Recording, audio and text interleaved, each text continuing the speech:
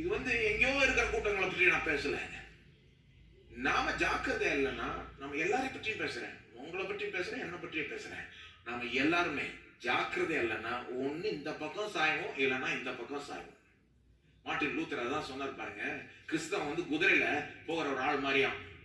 நேரம் போறது கஷ்டமா இருக்கான். ஒண்ணு இப்படி சாஞ்சி விழுந்துடுறான், இல்லைன்னா இப்படி சாஞ்சி விழுந்துடுறான். சாஞ்சி உழலன்னா அட்லீஸ்ட் சாயம்.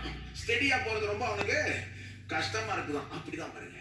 இதை பற்றி ஏன் போதிக்கிறோம்னா, நம்ம இதெல்லாம் நினைச்சு பார்க்கலன்னா ஒண்ணு இப்படி சாஞ்சிருவோம் தைரியம் இல்லாதவர்களாய், அல்லது இப்படி சாஞ்சிருவோம் நம்முடைய சுய நீதி நிமித்தமாய் தைரியம், செல்ஃப் கான்பிடன்ஸ்.